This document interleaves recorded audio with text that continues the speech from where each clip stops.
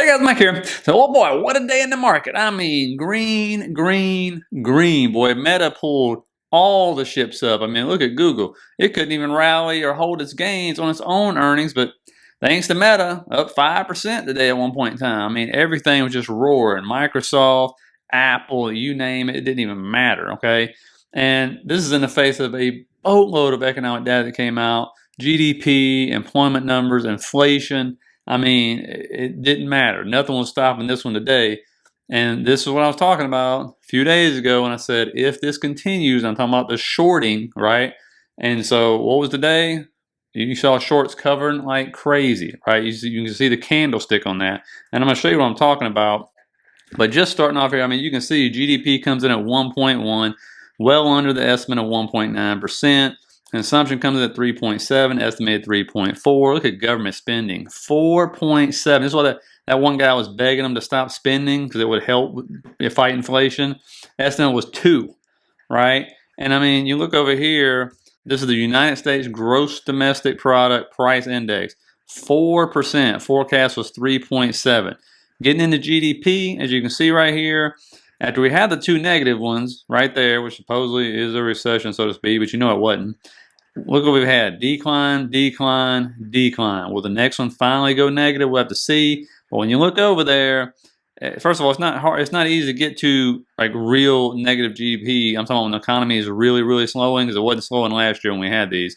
Now you can see it, right? But that's 08 when you had 3 negative ones.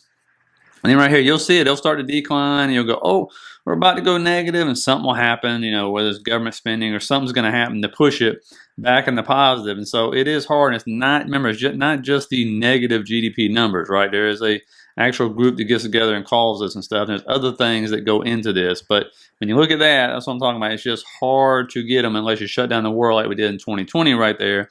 That was an actual, you know, very quick recession before the government pumped it back up, right? And then, of course, we did have some more manufacturing data come out, and you can see negative, right? It fell off the cliff today. I mean, it was terrible, like -10. I think they thought it was going to be like -1 or something. And the only thing lower in this reading was obviously 08 crash and the 2020 crash. We'll see if we get a bounce from here or not. And, of course, what's the Fed trying to do here? They're trying to make you lose your jobs, right? And though this is the Conference Board, Consumer Confidence Jobs that are, you know, they think they're plentiful, which they are at this point in time. You can see where we're at, and you can see what makes it drop hard. A recession, right? Recession right there, recession right over here, recession there. And so that is what the Fed is trying to fight. This is what keeping us, is officially keeping us out of recession, is this job market. You will get here. You will get tired of me saying that, but it's just the truth. That's just the way it is. Not that people aren't feeling it, but just not enough. And before we continue, guys, if you're getting anything out of this, please hit that like and subscribe button. Think about sharing the video with your friends and family. And if you're new here and you like the content, please hit that subscribe button. I really appreciate it. And that leads me into this right here. Before we get into the charts, was something I said last night to the members in the video, and it was this right here. Right, and I think the other thing about this sell-off, I don't think it's coincidence we're selling off Monday, Tuesday, the sell-off. I don't think it's coincidence we're selling off Monday, Tuesday, Wednesday, or at least showing weakness, because I even said this in one of the morning news briefs. It's the first time in forever I remember there being more calls than puts, or even an equal amount out there. Normally it's just been a massive amount of puts, but that's not the case at all. And if you look today, you know, look at what's going on there. And what's funny is if you look at tomorrow and then Friday especially, what happens? All of a sudden there's a boatload more puts. So that I will not be surprised at all if we get some short-term bounce because of that. Because what's the market do? It loves to go the opposite way of what the herd thinks, right? And this is what I'm talking about. This is the MAR weekly options expiration. As you can see, whole lot of puts at some levels right there, right? Big spikes in calls and puts. But look at that little, like, I don't know, valley down there below where it's like, oh, okay, you know, anywhere from 408 to 4, like 10, 11, 12, somewhere in there. You know, they can keep you in there, and that's the perfect sweet spot for them, right? So therefore, that's why I told them won't be surprised if we get a move up, because it was just the first, like, it was like 3 or 4 days in a row where it was like either equal amount of puts and calls or more calls, which is very kind of surprising, right? But then that's how the market works. And so not surprising, of course, and the shorts got crushed. That's what happened today. Now, let's keep things in perspective. Here is April. This is the daily chart of the S&P, and guess what? we're up 0.2%. It's done nothing. And this is supposed to be one of the best months of the year when it comes to stocks, right? And so we'll see if we close in this box tomorrow. It ends tomorrow. And if you look at the weekly close, we'll see if we're going to end up higher than the last couple weeks, or we're actually going to end up down and just stay in this box right here. And so that's something to keep in mind. We'll see what they're going to try to push tomorrow. And you can tell some of this has to do with short covering, because you look down there at the bottom, and what do you see? Yields are both green, the dollar's green, and normally that's going to affect the indexes, but they just roaring. And shorts were trying to cover like crazy today. And so not surprised about that at all, and neither should you.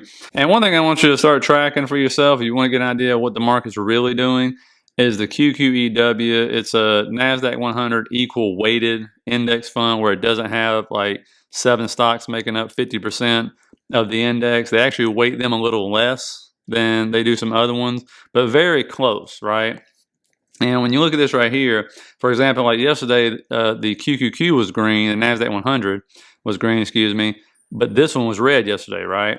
But then when we add the NASDAQ 100, you get to see the difference, right? This is year to date. And the equally weighted one, 9% up. The NASDAQ, the way it's weighted, with the big boys, up 21%, right? But the crazy part, you go to a year ago, what do you see? Almost dead equal, okay? And what does this tell you? Now, watch as we go to shorter time frames here, what's happening to the market. 6 month, all of a sudden now it's up 7% more, about 6% more. The one, the equally weighted one is 3 month. Now you're seeing the spread, right? QQEW is almost flat. And of course, the NASDAQ 100, the way it's weighted now, is almost 9%. So you're seeing what's actually carrying the market, basically. And if you take a look at here, you can see right here how they're weighted differently, right? So all of a sudden, you look at these stocks at the top, and they're like, oh, okay, 1.26%, 1.1%. But you don't see any of the big mega cap stocks up there. The first one I think you see is Amazon, right? And it's weighted at 1.06, and most of these are. If we go there, Microsoft, Netflix 1.05, Apple 1.05. I believe all the way to the very bottom, you end up finding Google, which is only 0.50 down there. But all those top 10 I've showed you in the past, obviously way more equally weighted, right, than the other stocks. And so you can see why there's such a big difference, but it also at least gives you a perspective to say, well, what is happening in the market? What's driving this market? And so you can see plain as day really what it is now. You don't even have to be Detective Gadget to figure that one out. And it's the big boys are holding up these indexes on the S&P and the QQQ and stuff. And so, and of course, one of these is Meta. I mean, look at that. Huge gap up. I mean, massive day for Meta, up like 14%. That is a mega cap stock. And so it's left behind, obviously, a big gap to fill. But I mean, look at the RSI. Holy moly. You know, on the hourly. Yeah, I mean, and you can tell as we go to the smaller time frame, it did not want to go in that gap. It traded sideways all day after it gapped up. And so you can see the RSI on the 5 minute got to 97 at one point in time and just trailed off all day. But, you know, we'll see. Gaps like to fill. So now it's got one above, one below. Now, you might find a theme here. What happened this morning? All this came out this morning. Morgan Stanley, Goldman Sachs, JP Morgan, Bank of America, all upgraded the price targets to at least $300, right? So, again, that's above where that big gap I've been telling you about is right there. And so, and it uplifted all boats, right? Microsoft, look at that candle when it opened this morning, just exploded on the hourly, right? Went above the weekly expected move. And Microsoft, one of these ones, you know, it doesn't get overbought like this. I mean, this is the hourly right here. And if we just go back and look, you'll see what I'm talking about. But now it's left behind a big gap as well, okay? And so we're going to have to see, you know, again, it's not like NVIDIA and then where it gets overbought for days on end or something. And so we'll see if this ends up coming back down to earth some, or does it stay overbought? Does it keep ramping up? Just keep that in mind. Apple, again, hourly, it's overbought now. It gets back up in that ascending wedge right there. Again, right below the weekly expected move, above that all-time high trend line, though. And so it's got earnings coming up, what? Next week. And so it's making a big move going into earnings. But right now, I think, what is it, 5 for 5 or something on all the big ones, because Amazon just reported they're up almost double digits. Tesla, obviously we talked about last night being oversold. So what happens? You get the bounce. It did not want to go in that gap and close it at all. And so it wanted to break this trend of lower highs and lower lows. And we'll see if this gets a bounce or if it's just basically moving up because of everything else and stuff. So again, which gap do you think is going to fill first? Bottom, middle, or I can't say upper because we got to fill the middle first, right? Now that brings in the earnings tomorrow. It's all about listening to the oil execs and everybody brag about how much money they make, how much they're not going to produce for us because they want to keep gas prices at a certain rate and everything. And so that's where we're going to be on that. And I'm sure they'll probably raise dividends and everything else. And when it comes to economic data, we got a pretty good bit here. We got core PCE coming in, PCE price index month over month, personal spending for us, personal income, Chicago PMI, Michigan consumer sentiment. And so we could have a nice volatile day tomorrow or not because it is weekly options expiration. I showed you all the puts that are sitting there waiting to expire tomorrow. Again, a couple big levels on the call side.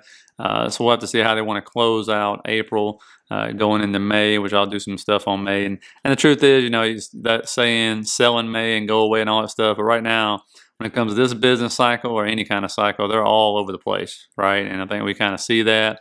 But again, in order to have a big move down, you're going to have some catalyst move you down right now. And you can see even with First Republic Bank, there was leveraged ETF, triple leveraged ETFs on the regional banks that were up positive today, right? It just has no effect really whatsoever. And so we'll see what happens with all the short covering, things like that. And I always say, you know what market you're in when all the short covering is done, or the majority of it. And so we'll see how they do tomorrow and stuff. And then, of course, we will start a new month next week. And so we'll see what kind of movement we got going on. But right now, you know, earnings isn't as bad as what we thought, right? I mean, I told y'all the first quarter is the second quarter and third quarter you got to worry about, not the first quarter. And we're still banking on, hey, don't forget we got the Fed meeting next week, right? Are we going to get the 25 basis point hike? According to this data, you would think we would, but we'll see. And again, they're still counting in a whole lot of rate cuts starting this year. And so, again, that's a lot of what this move is about. So, hope you have a good one, guys. Hit the like, subscribe button if you got anything out of it, and I'll see you tomorrow.